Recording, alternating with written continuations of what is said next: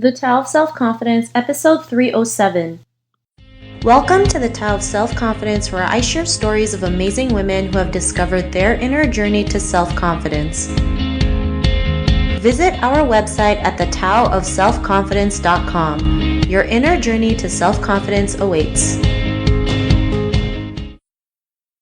Well, hello friend. Welcome to the Tao of Self-Confidence, where I share stories of amazing women who have discovered their inner journey to self-confidence. I'm your host today, Sheena Yap-Chan, and today I have a phenomenal lady on the show today. She is a makeup blogger, and I'm just excited to have her on and share her story with us. So without further ado, I'm going to introduce you to Ling Tang. Ling, how are you today? Maybe you can fill in a little bit more about yourself to the listeners. Hi, thank you for having me here. It means so much to me to actually do this with you. I've been looking forward to this all week. So I'm a makeup blogger from England. And yeah, I started out makeup blogging just under a year. And I just worked really, really hard to help a lot of Asian women especially to make them feel beautiful with and without makeup. Awesome. Well, thanks for sharing that. And Ling, what's your cultural background? My mum is Chinese and my dad is Vietnamese. Thanks for sharing that. And what would be your favorite self-confidence quote? Definitely by Arnold. He is like my inspiration. His quote really stuck to me when I was like a teenager and is basically his 6 rules. And he said, trust yourself, break some rules, not all of them, just break some. Don't be afraid to fail, ignore the naysayers, work like hell, and always give something back. I like that. And, you know, especially probably growing up in an Asian culture, it was probably like not an easy thing to do, especially, you know, being a makeup blogger. Your parents were probably like thinking, what were you thinking? You know, how's that going to make a career out of it? Or how are you going to make money off of it? Not realizing like, you know, it's something that you love to do. And it's sometimes a risk to do that. So, you know, these 6 rules are great because it's something that we all can relate to. And, you know, realize like if you want something really bad, it's not going to be easy, but it's going to be worth it. So thanks for sharing that. And in your own words, how would you define self-confidence? Self-confidence to me is not caring who thinks of you. Like your thoughts of yourself is so much more valuable. Loving yourself no matter what you were born with. If you have acne, so what if you have acne? It doesn't make you a horrible person. So what if you are dyslexic? It doesn't make you a bad person, you know? Being confident is just loving yourself, even loving your flaws. That's a great definition. And I think we tend to forget that loving ourselves includes our flaws, our mistakes. I mean, it makes us who we are. Yeah. And sometimes our flaws and our mistakes can actually help us, you know? I mean, we're so focused on like, if we make a mistake, it's the end of the world. But really, if we make a mistake, it's a mistake. It goes away and we can learn from it. So I really love, you know, your definition of self-confidence. And Ling, what was your life like before your discovery of self-confidence?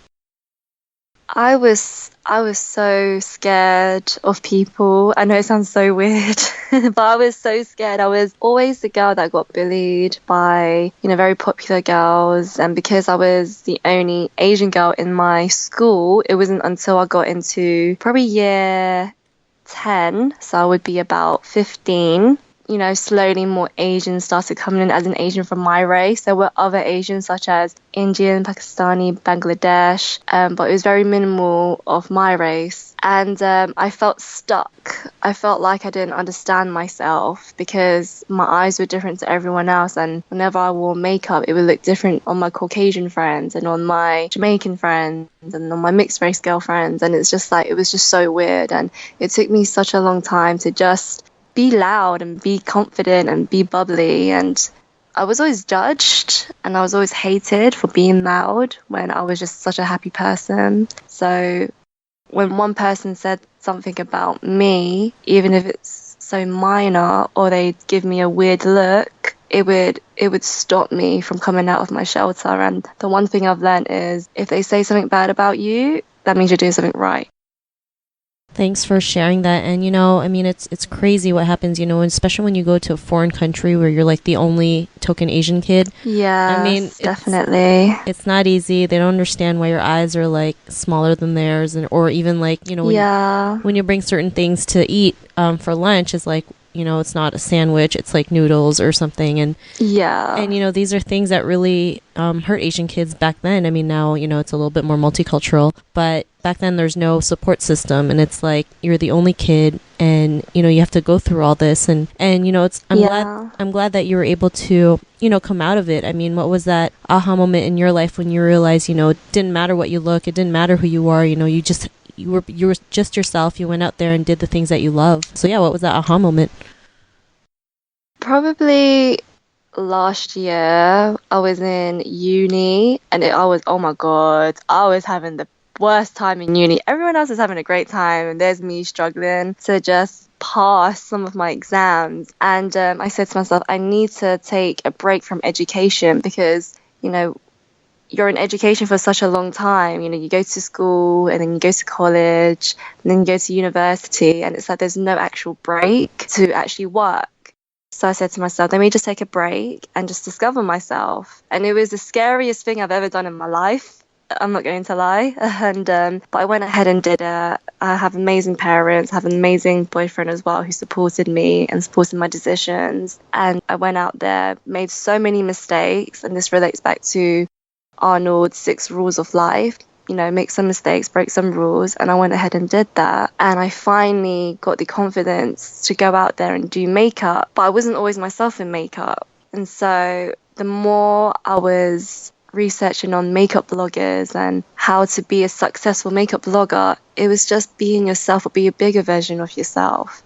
So I went ahead and did that, and then within less than a year, I was able to actually conquer one of my goals, and that is to be a blogger, but also help people. Awesome. Well, thanks for sharing that. And it's cool that you're able to go out there and do something that you love and be yourself in the process. I mean, so many people are jealous of that. Some of them feel like they don't have what it takes to just go out there and do the things that they love. And it all comes down to, self-worth and how much you value yourself. Like, you just went out there, regardless how scared you were, regardless, it's like you're on your own, you have no clue what's going to happen. And I remember, and I've seen like your Instagram accounts. I mean, you have like over 100,000 followers, and you just started this last year, which is amazing, right? I mean, that kind of growth is amazing. And because of Thank you. No, not a problem. I mean, it's something to celebrate. And because of your realizations, what's your life been like now? My life now is actually still the same. And so many people ask me, do you go to events regularly? Do you know these people? Do you know these people? Meaning, do you know the biggest bloggers in the world? I'm just like, no, I'm just the same girl as I was last year. I live in a flat where I have to pay rent and bills. I'm still making ends meet. I work in retail. And I do get invited to events, but I don't always say yes, because I want to go home and make YouTube videos and make Instagram videos and edit. Not because I don't want to go to events, it's just that I know that comes first than going to events. And some people might find that a shock, but it's work, but it's good work. It's never negative work. It's always good work. Coming home and filming myself and do fun makeup videos and sharing it with the world. Thanks for sharing that. And I think, it's your passion, right? And when you get to live your passion, I don't even think it's called work. It's just like you're having fun doing what you love. And it's so weird. you get this awesome bonuses, on the process, like going to free events and getting the popularity. And it's all because you're just living who you are. You're not trying to be somebody else but yourself. I mean, even now you said, you're still the same person, but you get to do what you love. You're not like going out there trying to be somebody else, which is great. And I think, this is like, one thing we can tell, listeners is just learn to be yourself, no matter what happens, no matter what the situation is. And that's when like the magic happens. So, Ling, to the woman who's listening to your episode, she may be in her own journey of self-confidence. What would be that one tip you would give to her? The one tip I would give to her is just don't be afraid to go out there and capture what you want. It's good to put yourself in an uncomfortable position, but don't put yourself in a position where you want to cry. But it's good to put yourself out there and just break yourself. And I feel like that's what a lot of people don't understand about when it comes to confidence, is that you got to really throw yourself out there in a deep end. If you don't know how to swim, just throw yourself out there in a deep end and you will actually learn how to swim. You got to trust yourself to actually move your arms and move your legs at the same time. And I want so many young girls to understand that as well. Thanks for sharing those tips, and I think it's so true. I mean, doing the thing that you love, being courageous is not like, something, it's not easy. It's not easy, no. It's something built over time. It took me years, and I'm sure it's taken you years, and you have this amazing blog going on as well. And I don't think you understand how excited I was to actually talk to you about this, because I'm dying to just like share my words and your words to like so many like young Asian or older Asian and even mature Asians to understand that time is changing, confidence is going to grow within you, and you're going to be an amazing person when you're older anyway. I totally agree, and it's things like this that can help other Asian women realize their true potential and go out there and do something they love. And even though it's scary, even though it's like the biggest thing that they could ever conquer, they know there's a crowd out there cheering them on, saying, go out there and do it, because we know what it's like on the other side. So I really love the tips that you mentioned. And if our listeners want to check out, your makeup tutorials and your videos, is there any links or social media profiles we can connect with? Yeah, you can check out my Instagram. It's Ling, KT. And if you really want to get to know me and, you want to hear how I speak and everything, definitely check out my YouTube. I don't have much on there, probably have about 20 videos, but I'm definitely going to be uploading so much more.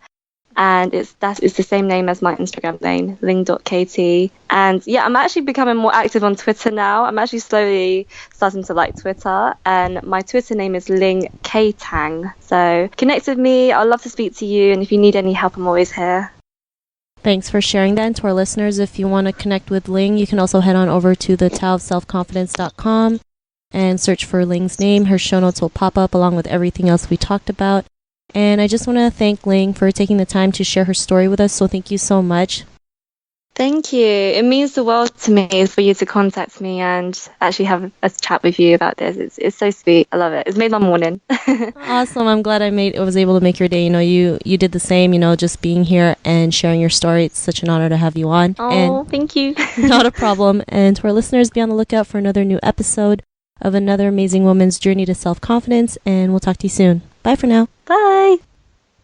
Thank you for tuning in to another amazing episode of The Tao of Self-Confidence. Visit our website at thetaoofselfconfidence.com to check out cool resources, blog articles, show recaps, and so much more. Your inner journey to self-confidence awaits.